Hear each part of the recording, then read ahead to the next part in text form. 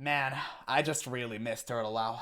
I really hope that one day Blizzard would pull their head out of their you-know-what and start integrating private servers to their own servers, because clearly the wine moms and Labubu millennials are incapable of creating any good experience. So maybe just let the fans who know what they're doing do it for you. Valve did it. They made a multi-billion-dollar company.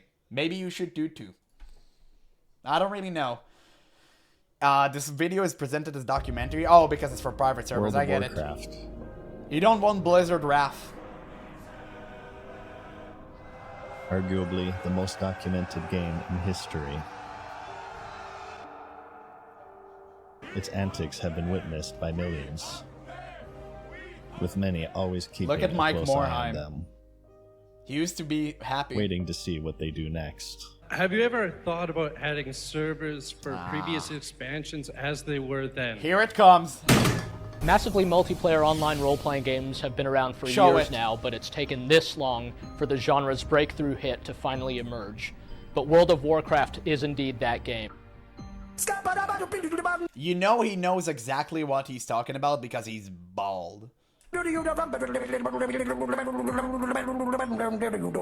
Evergreen content brain? Yeah. No. Imagine. And by the way, you don't want to do that either. You think you do, but you don't. Every single classic private server video starts like this, man.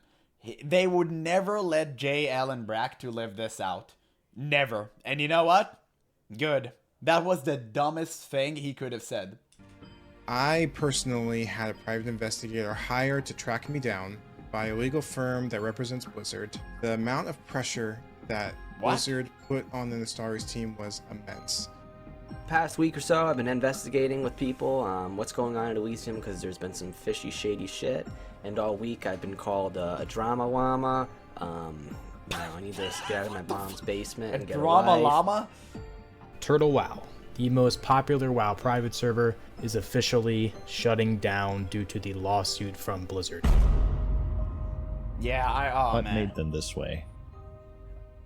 This literally broke my What heart. is the attraction? What keeps us fascinated? Oh, This is the Longboy. story A nice name, Longboy. Thank you so much for the follow, brother. Hopefully you didn't pay for it inside of the game too. of the World of Warcraft private server community. It was $90 mount. It's not worth it, man. Okay, it's just but I like the name though. Okay. There we go. Show Warlords of Draenor. Showorld and Alliance player getting cooked.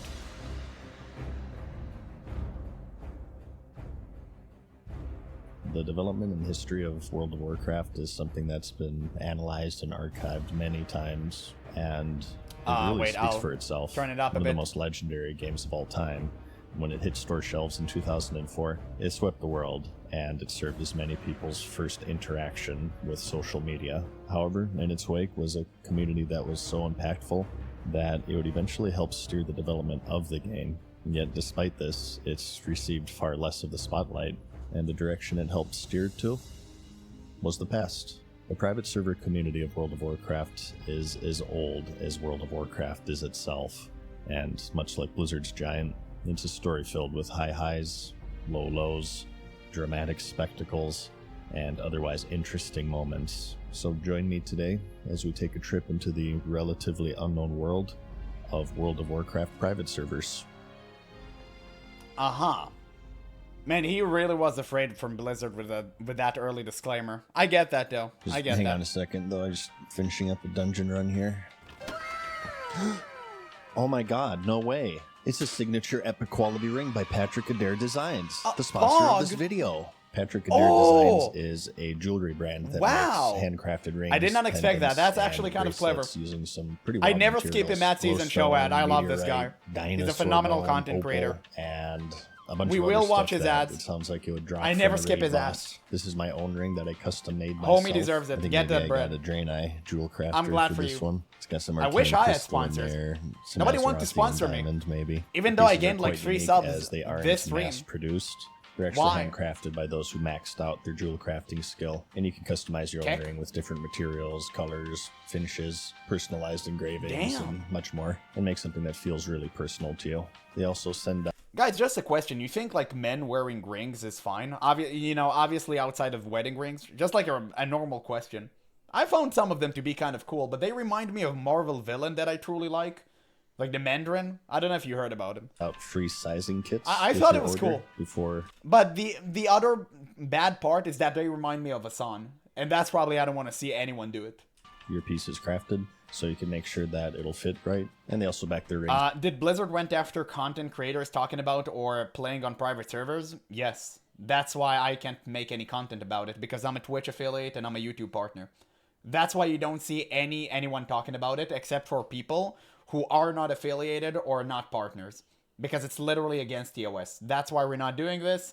If someone is doing this, he is doing this on the down low. Personally, for me, I'm not playing that because, well, you know, I don't have time outside of streaming. I have a day job, unfortunately, until I make it full time, and you know, it is what it is, right? It's reality. You can do it. It's against TOS. Nobody want to take any risks. With a perfect fit guarantee and a lifetime warranty. And for a limited time, they are running a site-wide buy one, I get have one rings, free I'm summer now sale, Mandarin which you base. can mix and match across any design or product on the site. So Depends, do you they don't have give to get two stats? of the same thing. I think So Mandarin scan can the QR literally code create on the screen earthquakes or click and, the like, link ice in pillars. the description at patrickadairdesigns.com/madseasonshow and shop the sale.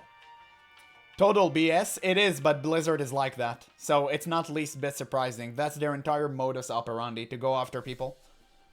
That's why they do it with private servers and they do it with streamers. The year If I'm not mistaken, they even banned Asfend for playing Nostalrius back in the day. is 1999, and work begins on what would become one of the most influential games of all time. As was the case with all MMOs before and after, the development was rife with hurdles and obstacles to overcome, and they were large enough that a veritable army of testers were required to help shape the game into a finished state before it saw public release. It would officially enter its internal alpha testing in the spring of 2003, and although Blizzard had plans to eventually open up testing to the public, the floodgates were first opened just a crack for two reasons. For one, they didn't want to bite off more than they could chew, and for two, they had a fear that their hard work would be maliciously shared to outside parties. As it turned out, their fears were not unfounded, as they were realized shortly after testing began.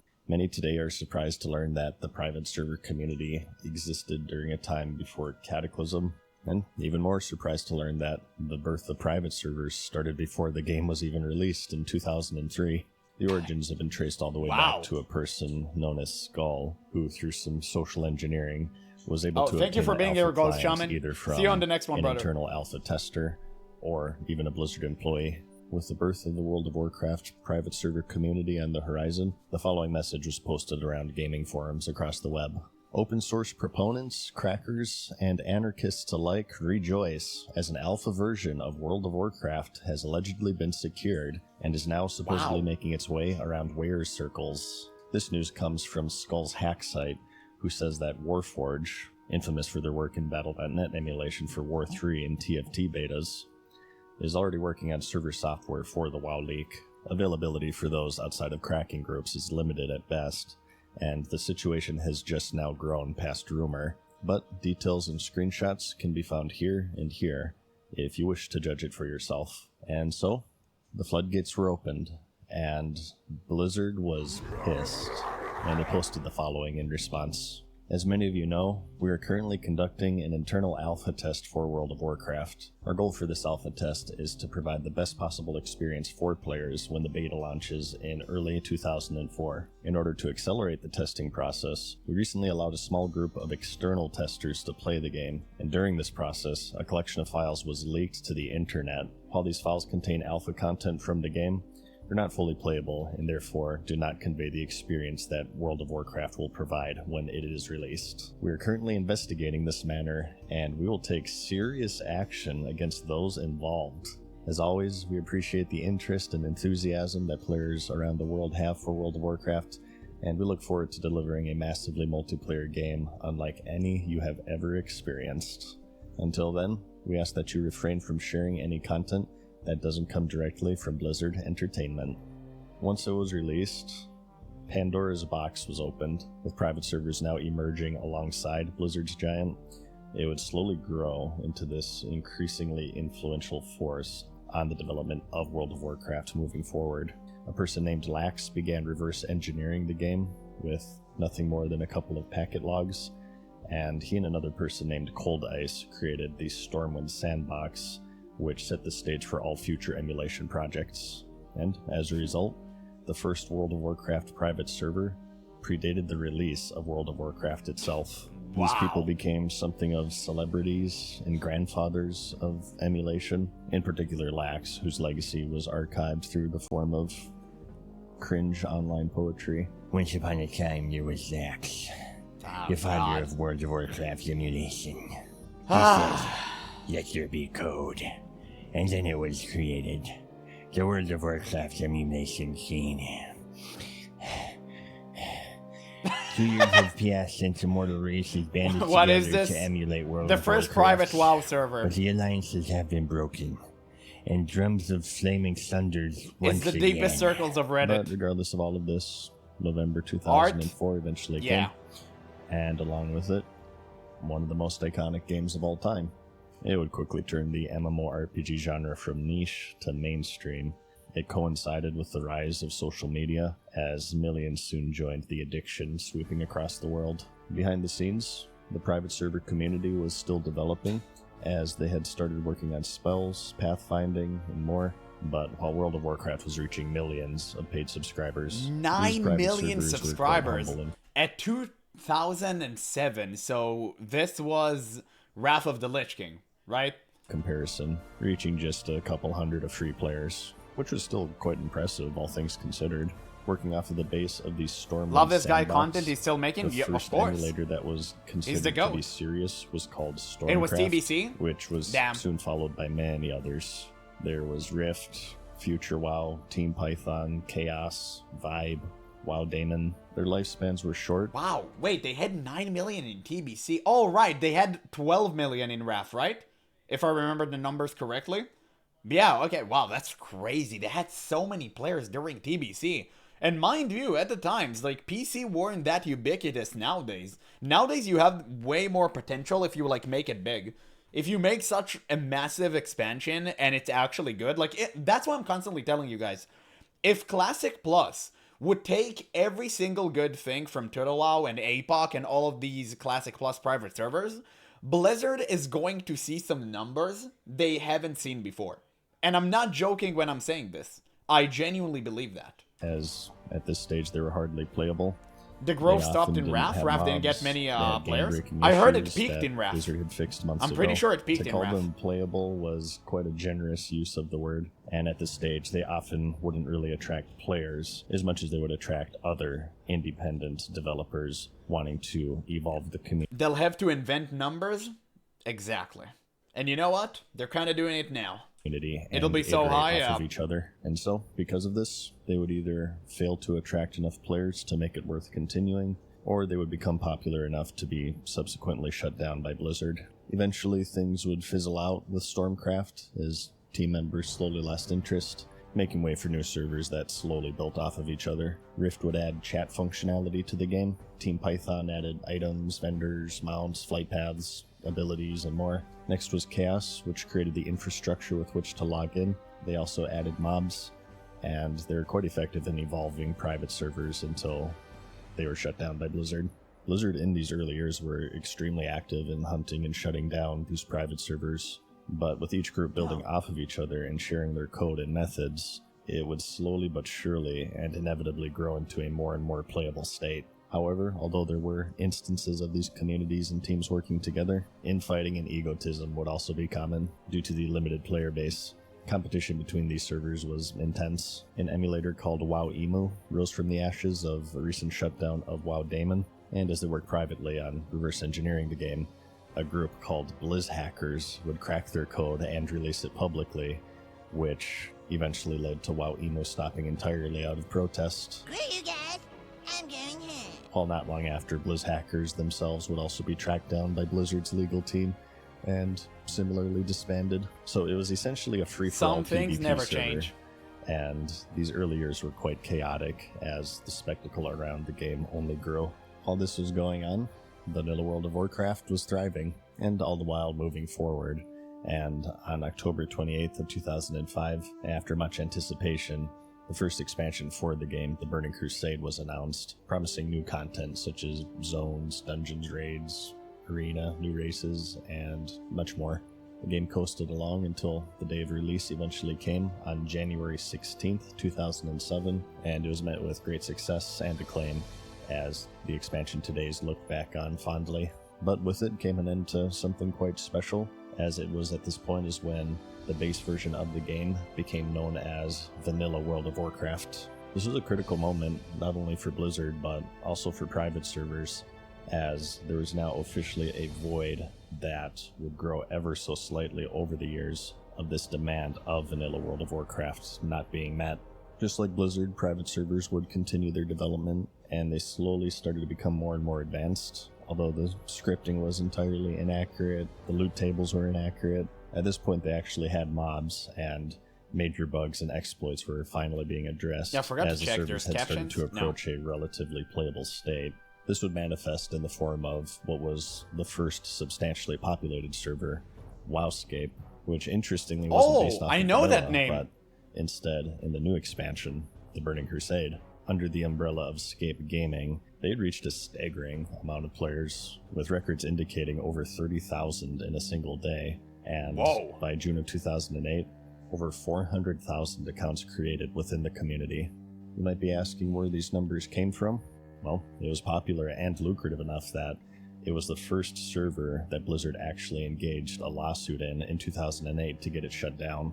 Its popularity wasn't the only thing that made it an appealing target for litigation, as it also happened to be a multi-million-dollar business, with its owner raking in millions of dollars over its short 2-year lifespan. WoWscape was monetized as egregiously as Blizzard monetizes their own game today, selling pretty much anything. They're like, hold on, let us learn your ways. Okay, now we sue you into oblivion. And everything that exists in the game, whether that be gold, gear, levels, Private servers became characters, playable around and 2008, even items that 2009? didn't exist. I assume so. They would I never make played one, custom-made believe it or item not. sets available for purchase for hundreds of dollars. They tried to legally circumvent this by labeling the purchases as donations to keep the servers running, and if you would make a purchase, a GM would teleport you to a private room, confirm the transaction, and then insert the items into your inventory. The server would mimic Blizzard's updates throughout the following months, with the owner, Peyton, enthusiastically reminding community members to donate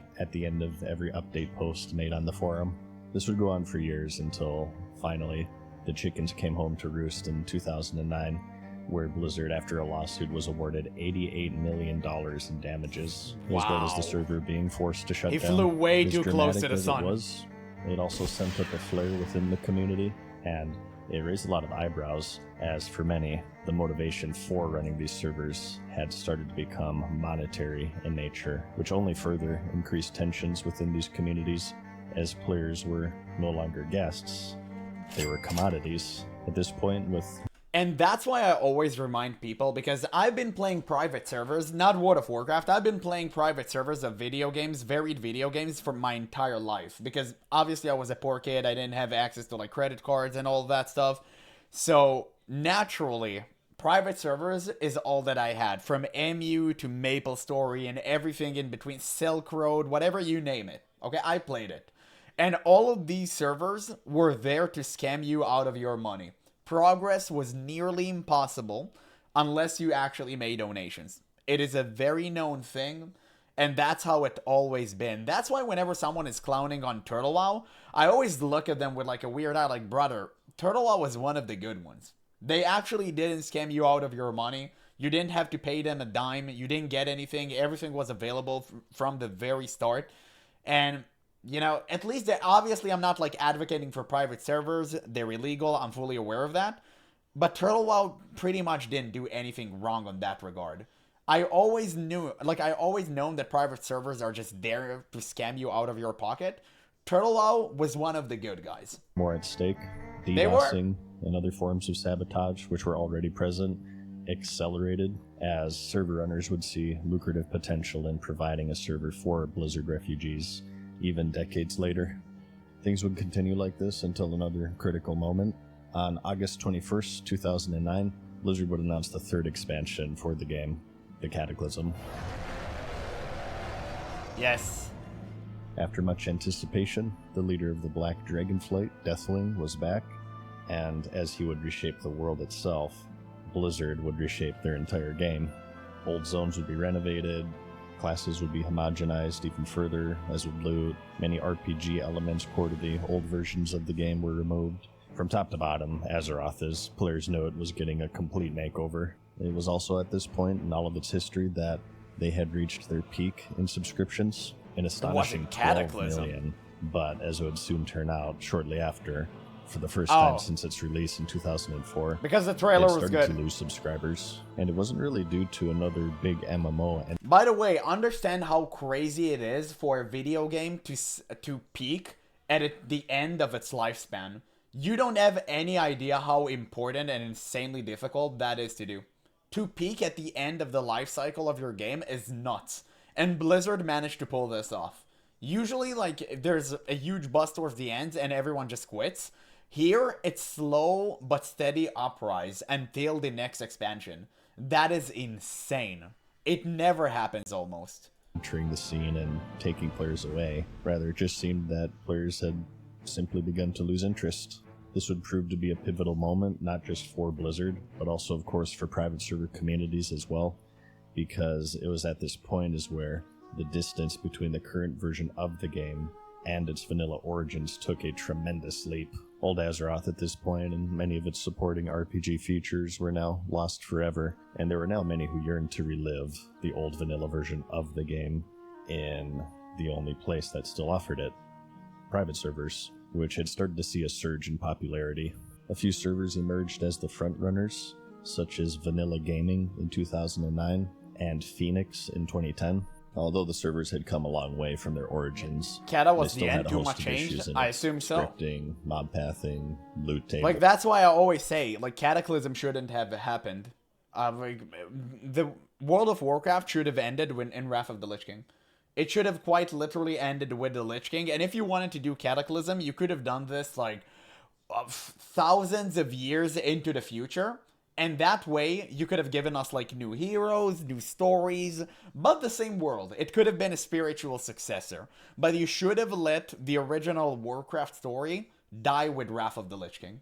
Damage values, dungeon events were missing, and there were many quests that required GM intervention to complete, as the scripting of the game just wasn't quite there yet.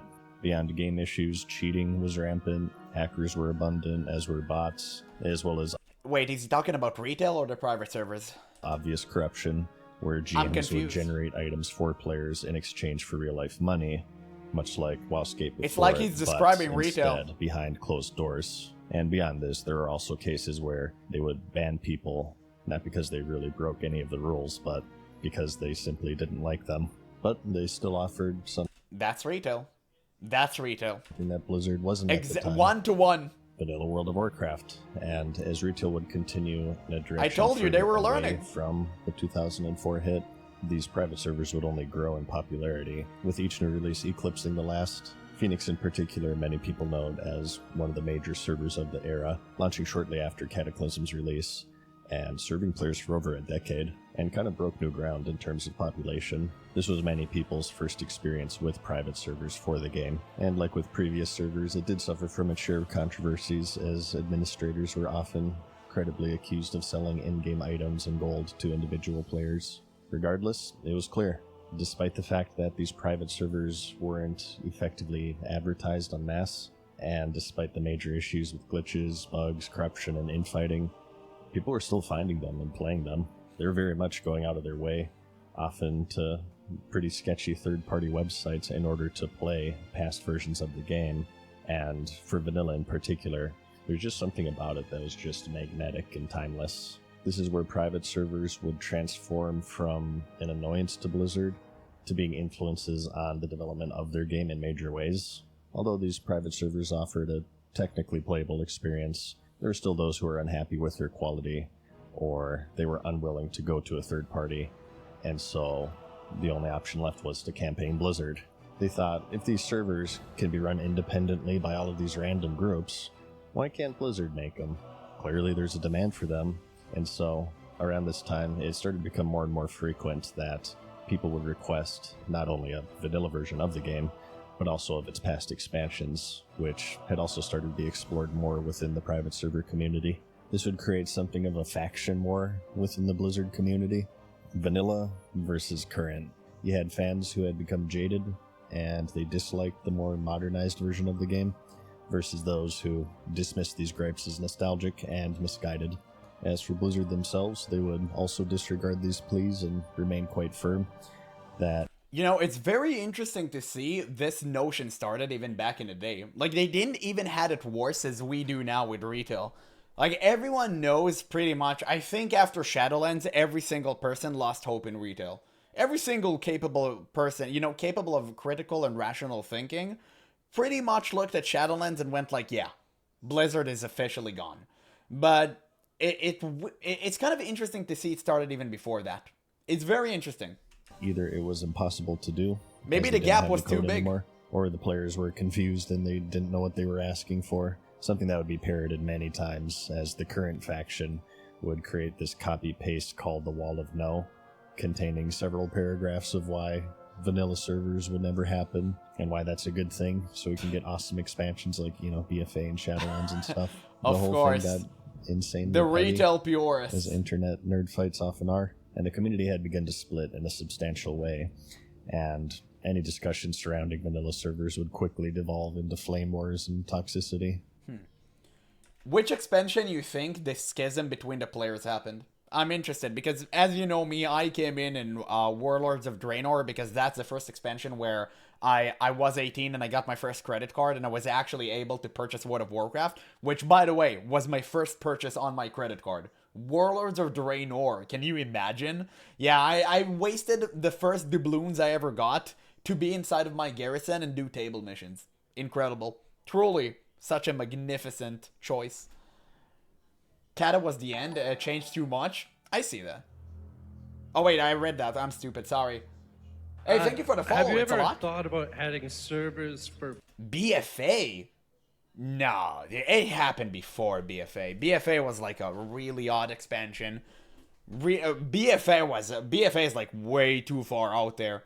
I stopped playing after Wrath. Based. I think for many players it was Cataclysm. I think for many players it was Pandaria. I think Pandaria was like the expansion that people kind of looked at and went, damn, what is this Kung Fu Panda garbage? Like, what is this Disney Pixar slop? I think this is where it all started. Because Cataclysm trailer, and generally from what I heard people speaking about Cataclysm, they said a lot of ideas were noble, some of the new zones were great, but just the raids fumbled and like endgame content, and my friend who's an avid, well, he used to be an avid World of Warcraft player, he really enjoyed the dungeons. So I think Cataclysm was kind of iffy, but definitely Mists of Pandaria. I think retail began at Pandas. Lots of players quit at Wrath. Yeah, because the story reached its culmination, right? Okay, Arthas died. Every loose end is pretty much now... Well, not every loose end, but most of them are like, okay, pretty much neatly closed. So there's nothing to go from here. I do get that, but I think like Pandas. Yeah, okay. Oh, I got mixed up with releases. Yeah, Pandas. Okay. Yeah, that's fine. Okay, you redeemed yourself. Expansions as they were then. Yeah, I will say, I still listen to Mist of Pandaria soundtrack to this day. It's literally one of the best. No. And by the way, you don't want to do that either. You think you do, but you don't. Why do we have to hear it again? When you had to like spam cities and need say, a tank, need a tank. I remember during this. Crusade days? You don't remember that because in now 2013, things had reached something of a climax. During a Q&A panel for an upcoming expansion, The Warlords of Draenor, a fan asked the developers on the possibility of vanilla servers. No. It was quite clear. The developers themselves had become annoyed and maybe even insulted by the players. Man, it's crazy. Ian used to had air. It's nowadays you see him every time he resurfaces. He has like 3 hairs less. It's crazy, dog. Like, he's cooked. He's done. I think once he reached full baldery, guys, something's going to happen within Blizzard. Wishes to play what they dismissed as archaic and inferior. Come on, what's wrong with this game? This expansion's going to be our best one yet. The answer was something that the vanilla player base had become accustomed to. It was dismissing and condescending, but more importantly, it would also serve as a rallying cry of sorts, and some That's not point hair, towards it's this hope. moment as the most pivotal for the private server community. This would manifest in the mid-2010s with a variety of private servers, such as Kronos, Nostalrius, and many more. Wow, attempting okay, to I remember emulate that the one. 1.12 patch as closely as possible, while at the same time avoiding the temptation of tainting the experience with cash shops like the previous servers had done. At this point, the retail version of the game had become quite heavily monetized, which Yes. made it unappealing for a certain percentage of the player base. Bobby so it needed became them more and more yachts. important for the community to have a server that's uncorrupted with RMT. So all of this, combined with being timed well, was enough to set new records of activity. The server still had major issues. Damn. Timed well was enough to set You know, this guy's a real G whenever you see that Bandicam logo. God, it brings back so many good memories. Well, also some kind of bad ones. new records of activity. The server still had major issues, largely due to hosting such a large player base at this point, such as rollbacks, raid IDs resetting after the servers crash, and other pretty impactful glitches. But yep, people played, and Nostalrius in particular rose to the top, reaching a record-breaking 800,000 registered accounts, which was an absolutely astronomical number that no server had even come close to reaching. However, unfortunately for Nostalrius, their success ended up being their downfall, as they had become popular enough to attract the attention of Blizzard, who would send them a cease and desist, as well as detectives knocking on their doors in late hours of the night. I personally had a private investigator hired to track me down by a legal firm that represents Blizzard. He called numerous people in my life, including my employer, my owner of my company, to confirm information about me so he could serve me papers at 10 p.m. on a Wednesday night, slamming and knocking on the door, freaking the crap out of my wife, and waking up my baby daughter in the next room. Under the threat of lawsuit in 2016. And by the way, this is a very common scare tactic.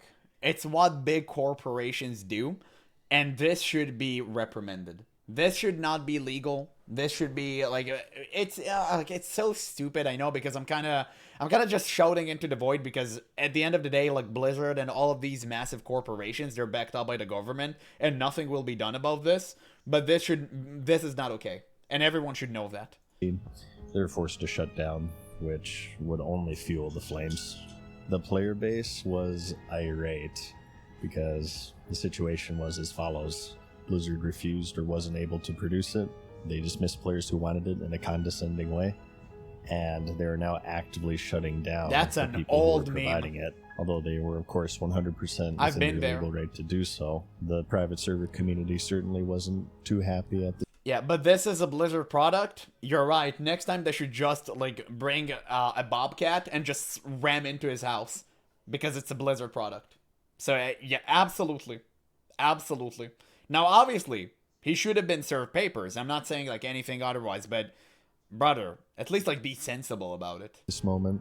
It would go on to sign a petition for Blizzard to finally recreate a vanilla version of the game, as there was an obvious market for it, and it would reach hundreds of thousands of signatures. They continued to apply pressure. Blizzard would respond with the suggestion of what they called pristine realms, which would be different rule sets of the current game, which was Legion at the time, such as turning off all level acceleration bonuses such as heirlooms, boosts, disabling the WoW token, as they had felt that these services damaged the original design philosophy of the classic game. Hold on to this thought, because it becomes very important later on. This too was not received well, as the old world would still be missing, as it was post-Cataclysm era. The class balance would still be current, as well as a plethora of other retail design Man, I philosophies remember that would this negatively factory. It impact was vanilla. so bad. It was seen as a half measure. However, as the saying goes, there must always be a Lich King, and at this point other servers would come in to serve the displaced player base. Kronos would relaunch as Kronos 2, providing the same experience as Kronos 1, but just a fresh relaunch and a new start for the refugees from Nostalrius. But behind the scenes, throughout all of this friction, there was some interesting news, as after Nostalrius was shut down, Blizzard had actually invited some of the staff to their headquarters in California for a meeting. No one knew what was said in this meeting. Some speculated legal proceedings, and some of the more hopeful people anticipated a big announcement in the near future, as it was quite a momentous occasion with Blizzard to actually extend a hand out and work directly with private server groups. Beyond the front of retail World of Warcraft, however, yet another controversy was brewing within the private server community, and it would be one that would forever shake the trust of the players and question the motivation of administrators who claim to operate on the principles of a pure love for the game. Interesting. Okay. Elysium. I don't know this one. Past week or so, I've been investigating with people what's going on at Elysium because there's been some fishy, shady shit. And all week I've been called a drama wama. You know, I need to get out of my mom's basement and get a wife. All of that. And today I guess we can prove those people wrong.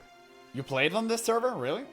Is it any different? But he was an admin on Elysium, and he was corrupt. And now here's the interesting part I want to talk about, guys. This is why the battle is won, but the war isn't over. Oh, that scared me. Holy crap. Dude, oh, I love this soundtrack from The Matrix. Although Nostalrius was the most popular vanilla private server during the time, it certainly wasn't the only one. And from its ashes arose Elysium. At that year's BlizzCon in 2016, Nostalrius urged players to bring up private servers in the Q&A sections. Oh, the head of Elysium is the same who was the head of TurtleOwl? In order to put more pressure on them to release okay, that's official interesting. vanilla I didn't server know themselves. Surprisingly, this did get a response from Blizzard, although it wasn't what they were hoping for, as they stated ahead of time on social media that they wouldn't be discussing it. Now rebuffed, this would cause Nostalrius to actually send out their source code and player character data and account information to Elysium to effectively serve as a massive transfer to keep them going in spirit. Already on the precipice of deep legal trouble, it's believed that Blizzard responded swiftly and aggressively, as shortly after, Nostalrius quickly changed their tune and were like, oh, whoa, hang on, actually. Yeah, if Elysium could maybe why would you ever do announce that, such a please, thing? That would be great. However, with the massive void now in the private server community and the potential to take the crown right in front of them, Elysium was essentially like Gondor in Lord of the Rings, where, you know, he takes that shit when they're supposed to throw it in the volcano. I don't know. I watched that movie once, like 10 years ago. I don't really remember what happened. But in an interesting plot twist, tensions arose between the two. And Elysium said that 52% of the accounts from Nostalrius switched over, but Nostalrius replied saying that only 10% switched, and in kind of a competition, Elysium also released their own source code in a show to allude that they didn't need Nostalrius' help because theirs was more soundly developed, I guess. Petty squabbles aside, though, for the player base, it became the next home for vanilla. Nostalrius had become the martyr, and Elysium became the project to carry on the torch. Thousands of players rallied under its banner, guilds reformed, leveling zones filled up, and the community, despite everything, kept going. But behind the scenes, things were not as they seemed.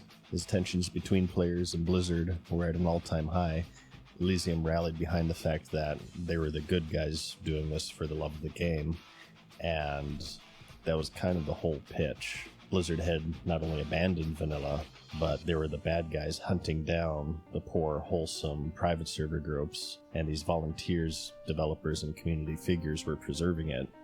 I really wish to understand what Blizzard's true reasoning was behind not giving Classic experience.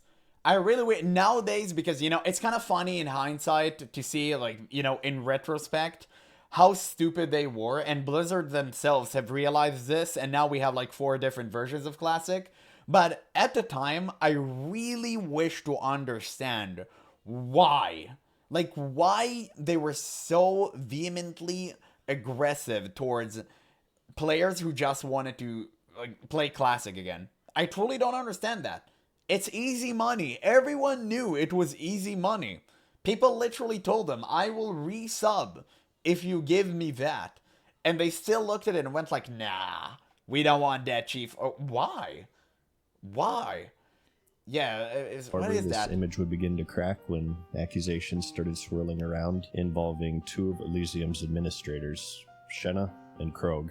The allegations Oh, were Shenna. quite severe. This is the one that you're talking these about. People with high-level access to the server were selling gold. They were spawning and selling characters, copying high-ranking PvP characters. They Oh, were doing God. deals with gold sellers behind the scenes and interfering with and obfuscating the logs that would have exposed what was going on to other Of course. administrators of the server. So, these Average people private server who were behavior. supposedly running this pure community-driven passion project were being accused of running the exact kind of real money trading operation that many players had grown to dislike about modern World of Warcraft, and was the very reason that they joined private servers in the first place. One of these early accusers was a content Everyone creator wants a known share as of the Alex pie. Sensual, who's a controversial figure within the World of Warcraft. They sold people data, email for money? Wow, that's crazy. And by the way, for that exact reason, that's why many people to this day don't trust private servers. And by the way, they are right to do so. I completely understand why nobody in this day and age would want to do that, because now it's even worse. You thought maybe somewhat people got control over it? No. It just became 10 times worse. Private server community. Because now He you made have, like, videos crypto and producing stuff. evidence supporting his claims of corruption, which would receive a very hostile reaction from the community. Most would simply dismiss him as attacking the project for attention and trying to unnecessarily stir up controversy. But as suspicious as it was all left up for speculation until there was something of a coup within the development team, where inside staff revealed that there was indeed gold selling, the selling of high-level characters, rank 14s, the unbanning of accounts for cash. There were unsuccessful attempts to delete the logs of all of this. Some damning chat logs came out, and supposedly there was also some alleged skimming of money from player donations that were advertised to be used to solely cover the cost of hosting the server. Shenna would reply in an emotional, expletive-laced rant in a post titled, "You want transparency? Here it is." She would defend the project, proclaiming that all of this was false, and ultimately to, quote, trust them or fuck off. It was deleted shortly after, as the community would refute her. Source? Proof? Trust me, dude. Okay, that's how you know exactly it's a lie. On the nose, too. Yeah, I honestly couldn't care less about people having my data, so what if people figure out I'm into midgets? What it matters? Okay, so you could have just said that you were an alliance player. It's fine. We understand. We get it. It's fine. The rogue developers I mean, it's not fine. It's, maybe one day you'll get better. would then split off and make a copy of Elysium and called themselves the Light's Hope Project, hosting copies of Elysium servers at first, before later relaunching fresh with a server called Northdale in 2018, as the communities picked up the pieces of yet another controversy. So, in essence, it was a complete train wreck. Kind of like a Game of Thrones episode, except everybody has autism. And at this point, there was such a spectacle surrounding it that the entertainment value had started to shift away from played actually this one playing the too? game Have you to paid for a watching Blizzard these product? various controversies unfold. And it was also during this time that Or was the it, like, game's all expansion private? started to get some more traction. These had existed for many years in the private server scene at this point, but with the exception of WoWscape very early on, they remained relatively niche compared to the main attraction, which was vanilla. There was another group called Warmane, which saw respectable. We recently saw someone exposing Warman, and my god, the amount of money that flowed through the black market there is unparalleled. It was so good. It was such a great video. I uploaded it like a couple of days ago. You guys should check it out. It was really thorough, and he showed everything. You basically purchased everything through... how was it called? I think it was called coins. There was like a coin system, and they would deliberately delete 50% of all gold inside of the server under the guise of controlling inflation, getting out of control, out of proportion, and basically they pretty much pushed everyone on that server to invest all of their gold into coins. Real money currency. That was hilarious, dog. Like, they're insane. That was next level of greed. Success as well. This I still think this is Bobby Kodak's side project. one was monetized. However, it was in a Yeah, way you buy that gear was on the out in site open. also, yeah, true. The servers had queues in order to get in, which you could circumvent by paying for a Yeah, fake queues, by the way, inflated with bots, but if you pay $10, you don't have any queue. Interesting, huh? Really weird. Really weird. premium Create a problem, sell a solution. account. There was also a cash shop, or donation shop, as it's always labeled in private servers, and they would see interest in not only the vanilla version of the game, but also on their Outland server, which was based around the Burning Crusade.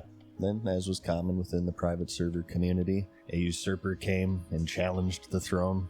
Felmist/Gummies was an upcoming Burning Crusade private server that essentially promised the world, including being 99% scripted, 4 years of development behind it, no monetization, and low latency for US-based players, as the servers would be hosted in the United States. The controversy here was the latter. On one hand, it was appealing, as at this point, private servers were historically hosted across the pond in places like Russia, as they are legally harder to reach for the California-based Blizzard Entertainment, although they aren't completely immune. Hold on to that thought, it becomes important later. But people planted their banners, either Warmane or Felmist.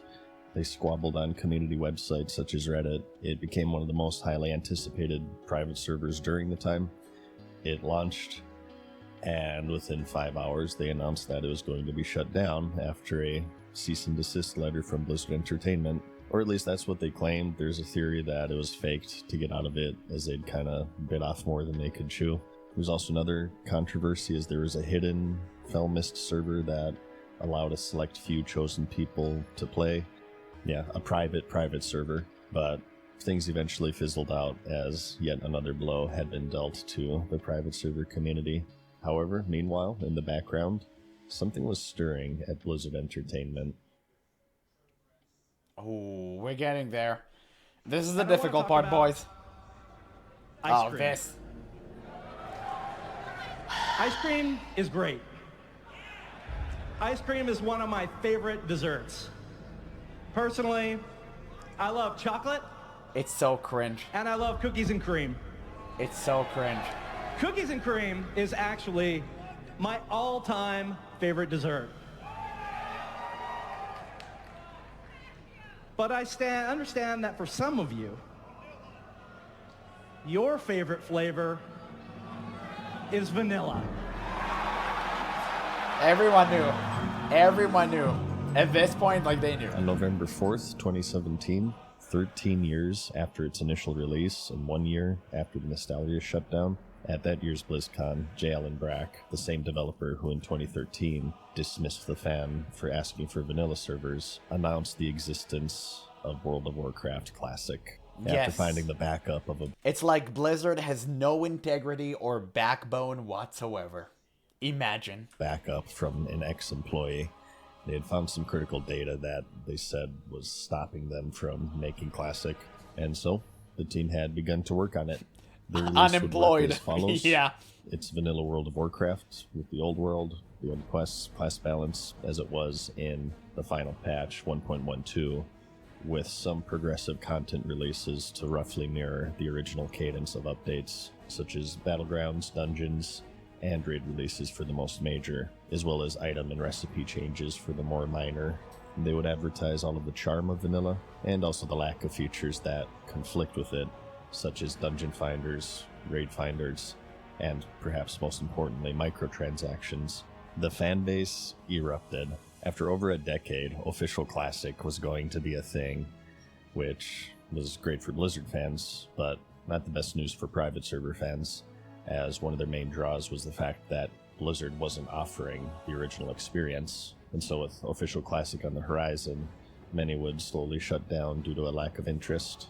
However, when one door closes, another one opens, and it did usher in a new era for the private servers. Classic Plus. Many players got what they wanted, the Official Classic, which was eventually bastardized with gameplay destroying monetization, which they promised would not come. Told you so, by the way. But the vanilla experience came and went, and there were two directions that Blizzard had open to them. They could either continue down the original line of expansions, such as the Burning Crusade, Wrath, and so on. This was the safe option, as just like with vanilla. It was the easiest thing to do. Just sell the same rehashed thing we had over the years that is known to pull players in, that is known to be successful, and do no effort whatsoever. Of course Blizzard chose that route.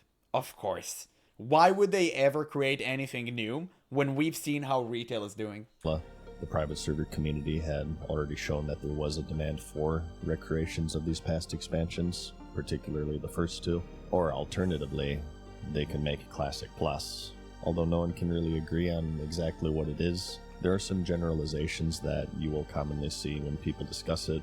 Collectively, for the most part, it's to stay in the old world, the Eastern Kingdoms and Kalimdor, often at level 60, and content and updates are added in the spirit of vanilla, such as new dungeons, raids, sometimes classes, class balance changes, new professions, quest zones, battlegrounds. Popular suggestions include content that the original developers had planned, but had scrapped due to time constraints, or saved for re-envisionings and later expansions. As history showed, Blizzard would opt for the safe route, and they just went down the line of expansions once more. As of this video, they're in Mists of Pandaria, which was one of the expansions that created the desire for Classic to begin with, and the extremely low population reflects that. Who would have thunk it? Oh yeah, I did. And a side effect to this is that they once more left this void, and they were failing to provide a game mode that was in high demand, which opened the door once more for these private servers to step in.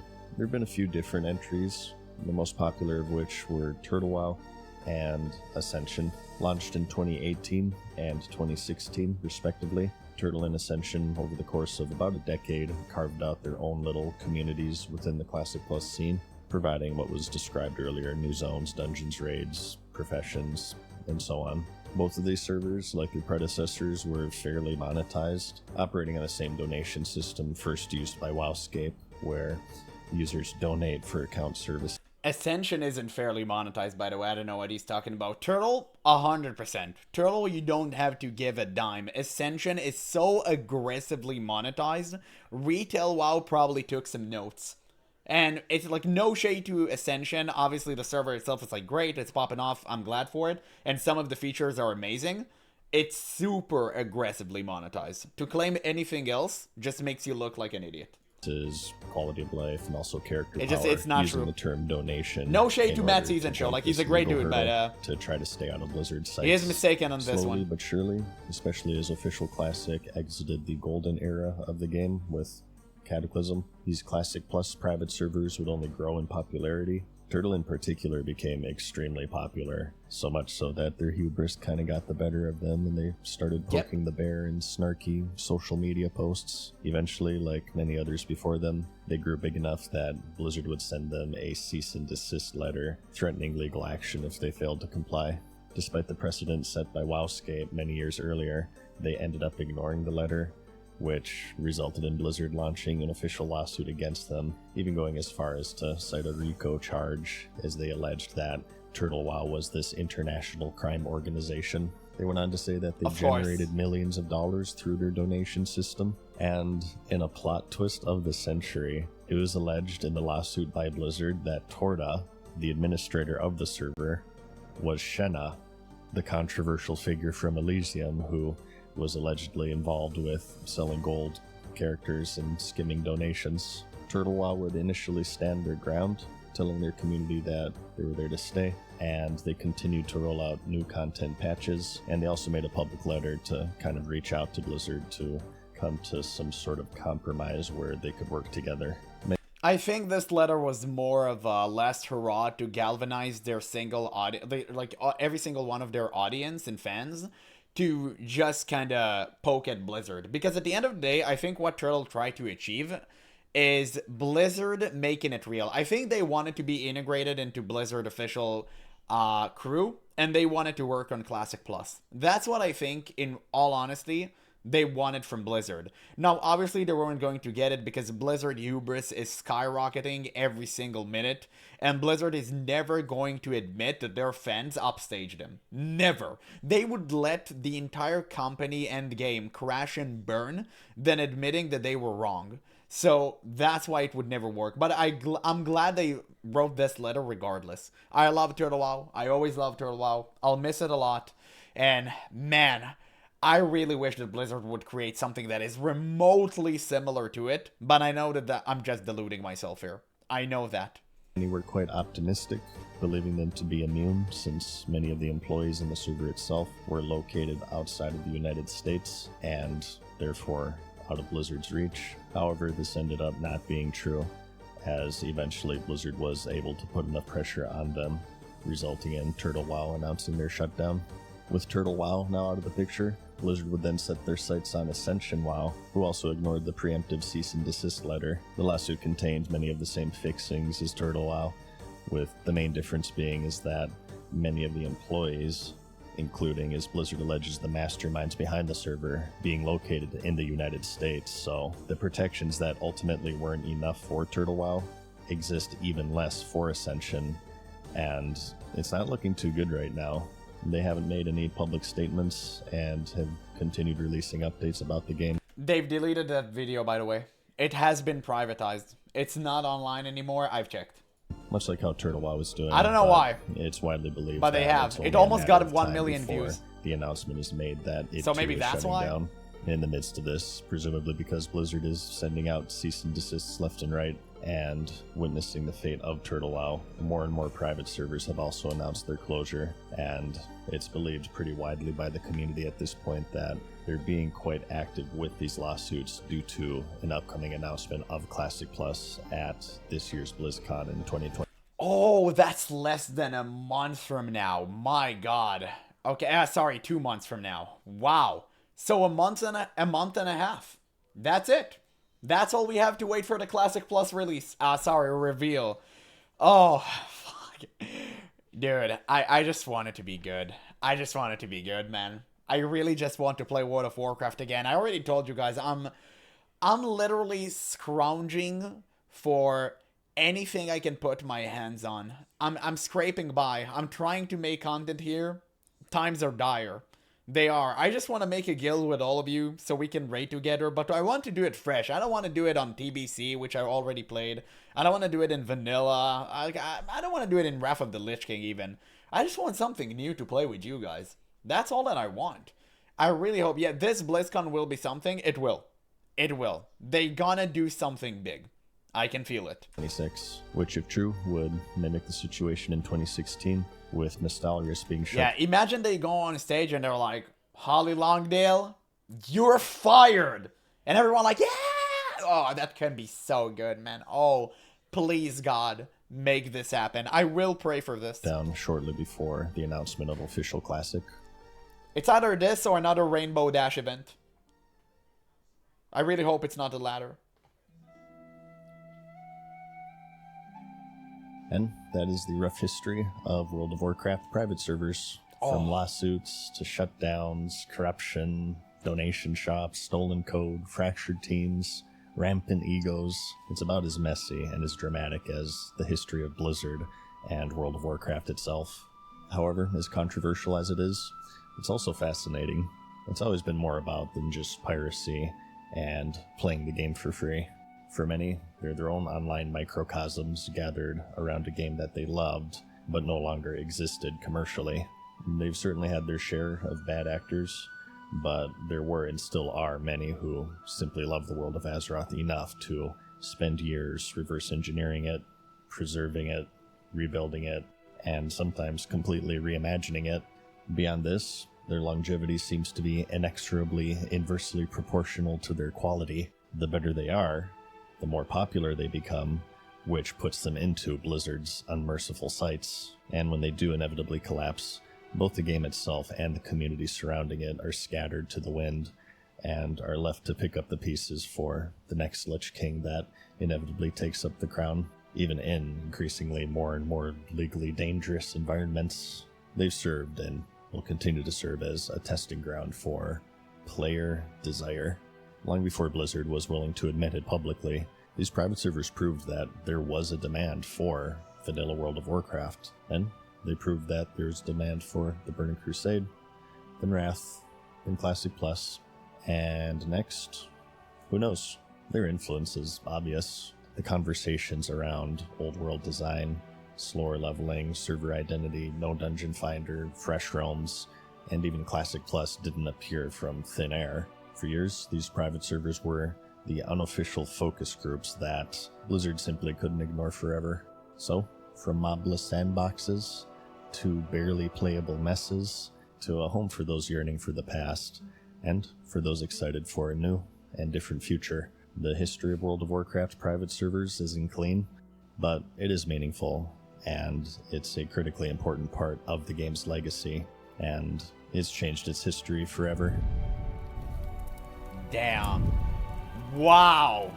This video was so good. Holy, I'm gonna leave you guys a link, obviously in the description too, if you're watching this on YouTube as a video. My god, it's been such a goated video. I love Matt Season's show stuff so much. He's truly just the best at what he does. That was so fascinating. I mean, I did not expect private servers to predate the game itself.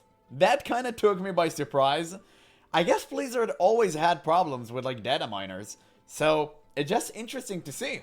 You know, it's funny how it went from blog posts to, you know, a little bit more tactical. You had all of these shady websites. I'm not gonna lie, I actually remembered some of them.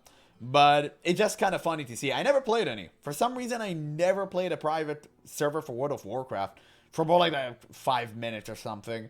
So that was a very, very good video to see. I enjoyed that. It was a nice one.